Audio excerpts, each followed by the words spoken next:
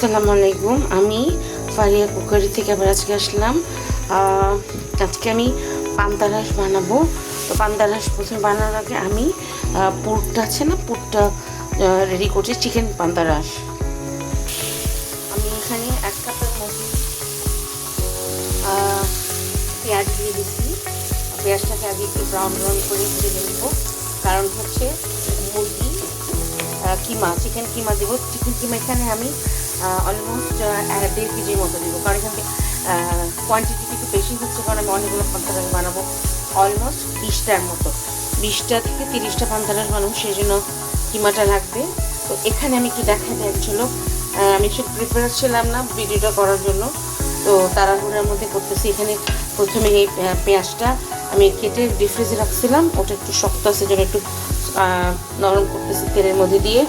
আচ্ছা, এর মধ্যে আমি এখানে দিব হচ্ছে যে বাঁধাকপি কেটে রাখছি, তারপরে হচ্ছে গাজর গ্রেট করে রাখা হয়েছে, তারপর এখানে আদা রসুন পেঁয়াজ মরিচ দিয়ে একটা পেস্ট করে রাখছি আমি, আর কাঁচা মরিচও আছে, আর হচ্ছে বাটা কিছু মশলা। এখানেও পেঁয়াজ রসুন আছে, যদি একটু মনে হয় দিতে তাহলে আমি এখানে একটু রসুন পেঁয়াজ আদা আছে সেটা দিব।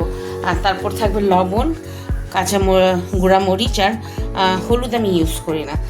আর ধীরে ধীরে আমি আরও কী কী দিব সেই মশলাগুলো আপনাদেরকে দেখাবো। পেঁয়াজটা এখনও সতে হচ্ছে, একটু ভাজা ভাজা না হলে আমি বাকি বাটা মশলা দেবো সেগুলো অ্যাড করবো না। যেহেতু চিকেন দিয়ে করা হচ্ছে সেই জন্য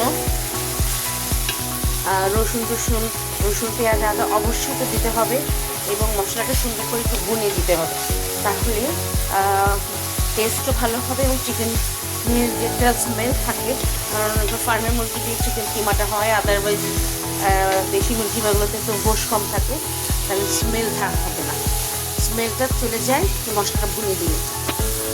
আচ্ছা, এখন পেঁয়াজটা মোটামুটিভাবে ভাজা হয়ে গেছে, লাল লাল তো হবে না, একটু মানে এখানে নরম নরম করে নিই। এরপরে আমি যে মশলাগুলো বেঁধে রেখেছি, পেঁয়াজ রসুন আদা সাথে কাঁচামরিচ একসাথে আমি দিয়ে দিচ্ছি।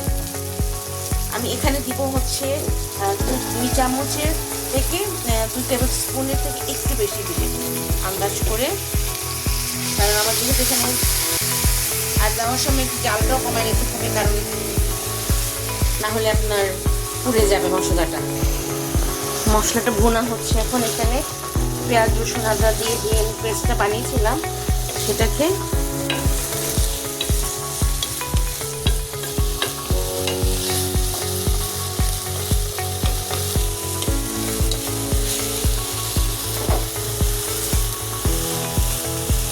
একটু হাই ফ্লেম দিচ্ছি, এই জন্য যে হয়ে গেলে তারপর আমি অন্য মশলা দিব। আচ্ছা, আমি এটাতে কিন্তু কোনো পানি অ্যাড করব না। এখন মরিচের গুঁড়ো দিয়ে দিচ্ছি, আপনি যদি ঝাল একটু বেশি খেতে চান ঝাল দিবেন। আমি 1 টেবিল স্পুন থেকে একটু বেশি দিয়েছি, কারণ আমি বেসিক্যালি এটা অর্ডারের জন্য বানাচ্ছি, তো কেউ ঝাল বেশি খাবে কেউ কম খাবে, সেই জন্য আমি খুব একটা দিচ্ছি না। এখন লবণটা আমি একটু আন্দাজ মতো দিয়ে নিচ্ছি, যদি লাগে পরে তাও আমি 1 টেবিল স্পুন দিয়ে দিয়েছি, তারপরে যদি লাগে তখন দিব।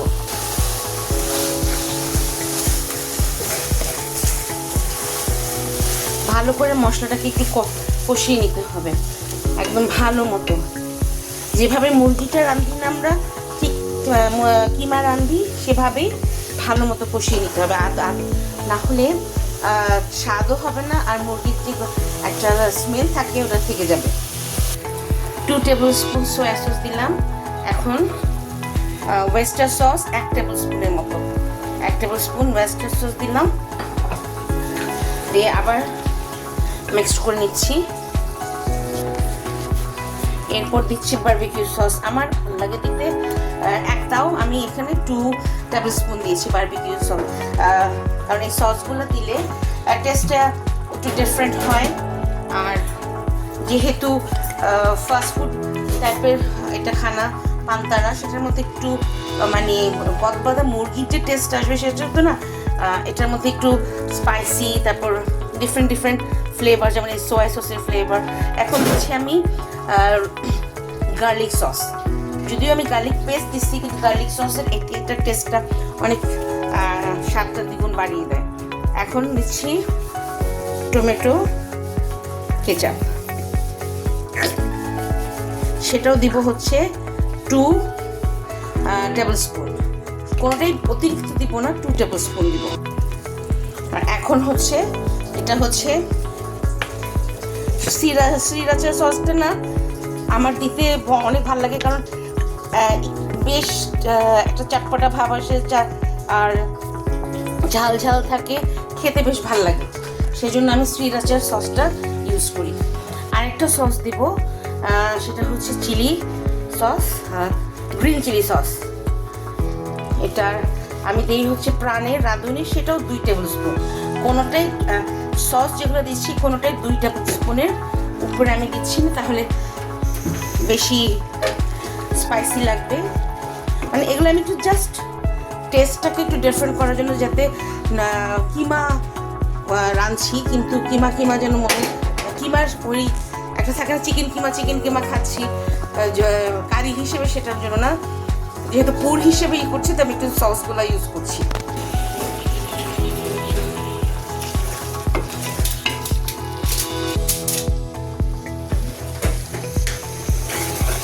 এই যে ভালো মতো সসগুলো দিয়ে কষিয়ে নিচ্ছি। তেলটা ছেড়ে দিলেই আমি এর মধ্যে চিকেন দিব। চিকেন দেওয়ার পর আমার নিজের বানানো 2টা মশলা আছে, একটু গরম মশলা আমি বাসাতেই বানাইনি, আর একটু চাট মশলা। এগুলো আমি একটু চটপটা খানার জন্যই বানাই, সেটা আমি দিয়ে দিব। তবে সসগুলো কিন্তু আপনারা যদি দিতে না চান সবগুলা, এটা জাস্ট অপশনাল। তবে সোয়া সস আর ওয়েস্টার সস দিলে পরে টেস্টটা একটু ডিফারেন্ট হয়। আর হচ্ছে আপনার চিকেন পাউডার যদি ইউজ করতে চান তো করলেন, এটা অপশনাল। আর আমি এই সসগুলো আমার ইচ্ছা মতো আমি ইউজ করি, কিন্তু আপনারা যদি চান নাও দিতে পারেন।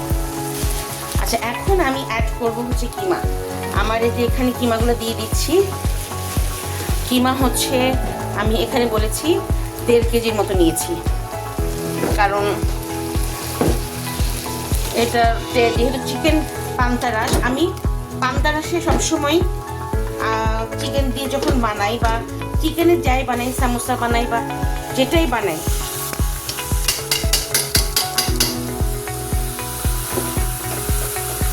বানাবো আমি চিকেনটাকে প্রাধান্য দিই বেশি।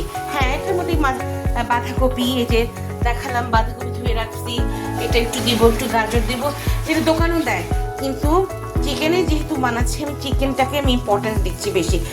ম্যাক্সিমাম পোর্শনটুকু আমি চিকেনে দিব।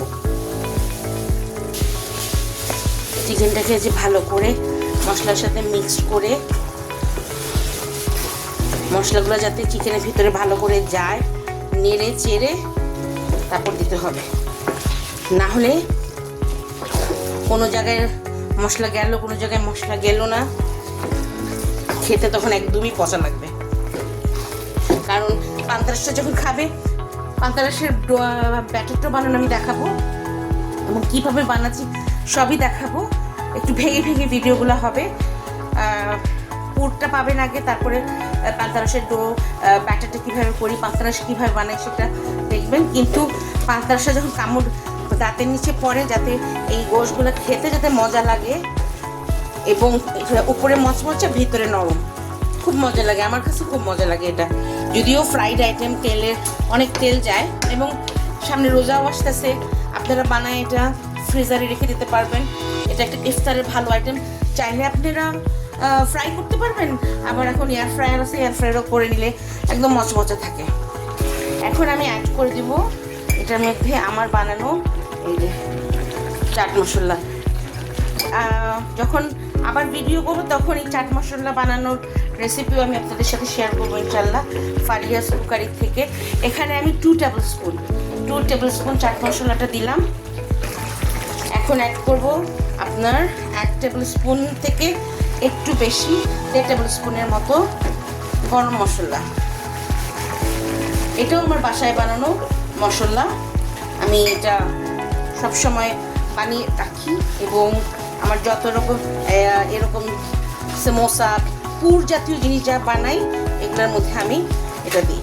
এই যে এখন আমি কোনো পানি ইউজ করব না, চিকেন কিমা থেকে এমনি পানি বের হবে। এটা যখন একটু হয়ে আসবে আমি তখন এটাতে গাজর আর বাঁধাকপিটাকে অ্যাড করে দিব। কিমাটা যেহেতু সিদ্ধ হয়ে আসছে মোটামুটিভাবে আমি এখন এটাতে বাঁধাকপিটাকে অ্যাড করে দিচ্ছি, কারণ বাঁধাকপি থেকেও পানি ছাড়বে, সেই জন্য বাঁধাকপিটাকে অ্যাড করে দিলাম। আমি এখানে বাঁধাকপি দিব হচ্ছে 1 টুকরা। বড় বাঁধাকপি হলে এখানে 3 কাপ বাঁধাকপি দিবেন, আর যদি ছোট বাঁধাকপি হয় তাহলে পুরোটা, একদম ছোট হলে পুরোটাই দিতে পারবেন, যেখান থেকে অ্যাটলিস্ট 3 কাপের মতো আমি দিই। 3 কাপের মতো বাঁধাকপি দিচ্ছি। বাঁধাকপিটা মোটামুটিভাবে এখানে মিশানো হয়ে গেছে মুরগিটার সাথে, কিমাটার সাথে। এখন আমি এখানে 1 কাপের থেকে 1 কাপ 1.5 কাপ গাজর দিয়ে দিচ্ছি এখানে মেপে, কারণ সব কিছু এখানে বেশি বেশি দিলে দাঁতের নিচে শুধু গাজর আর বাঁধাকপি পড়বে। এটা জাস্ট আপনার একটু ভেজিটেবল দিলে ভালো লাগে শীতের মধ্যে। আর যদি মনে করেন যে কমার্শিয়াল পারপাস বলেন, যে কোনো পারপাসে বলেন, একটু দিলে কোয়ান্টিটি বাড়ে এটা। তো আমি এখন এই গাজরটাকে আমি মিক্সড করে তারপর রেখে দেবো। যখন আমার চিকেনটা হয়ে যাবে তখন আমি একটু জিরার ফাঁকিও দিব, আর হচ্ছে কাঁচামরিচ ধনিয়া পাতা অ্যাড করে দেবো, তারপর নামিয়ে ফেলবো। তারপর আমি ব্যাটারটা রেডি, আর এর মধ্যে আমি ব্যাটারটা রেডি করে ফেলবো। আর এটা হতে হতে আমি আপনাদেরকে ব্যাটারটা কীভাবে আবার ফিরে আসলাম। এখন আমার কিমাটা মোটামুটিভাবে হয়ে গেছে, আর একটু পানি শুকাবো, একদম ড্রাই হয়ে যাবে। তো এই জন্য আমি এখানে মরিচটা দিয়ে দিচ্ছি, এই যে মরিচ দিয়ে দিলাম। আর ধনিয়া পাতা দিব হচ্ছে একদম শেষে, যখন শুকিয়ে যাবে পানি, একদম ড্রাই হয়ে যাবে, তখন ধনিয়া পাতা দিব। এখন এটা হতে থাকুক। কিমা এখন পুরোটাই ড্রাই হয়ে গেছে, দেখেন পুরো শুকিয়ে গেছে। এখন পুরো রেডি, পুর রেডি হয়ে গেছে। এখন এটার মধ্যে লাস্ট যে আইটেমটা, সেটা হচ্ছে আমি 1 মুঠ 2 মুঠ, যেহেতু কিমার সংখ্যা বেশি পরিমাণটা, আমি এই 2 মুঠ ধনিয়া পাতা দিয়ে বাস নাড়াচাড়া করে চুলাটা এখন আমি বেসিক্যালি বন্ধ করে দিচ্ছি। এই ভাপে ধনিয়া পাতাটা ভিতরে হয়ে যাবে, এখন বেশি হলে ঘ্রাণ চলে যাবে। বাস পুর রেডি। এখন আমার হচ্ছে ডোটা পান্তারাসের যে ব্যাটারটা, ওটাও রেডি হয়ে গেছে। এখন বানিয়ে দেখাবো কীভাবে পান্তারাসের শেকটা বানাতে হয়। ওটা হয়ে গেলে ফোল্ড করারও দেখিয়ে দিব। তো পুর রেডি, আবার আমি ব্যাটারটা দিয়ে কীভাবে বানাতে আসছি কিছুক্ষণ পরে, ঠিক আছে।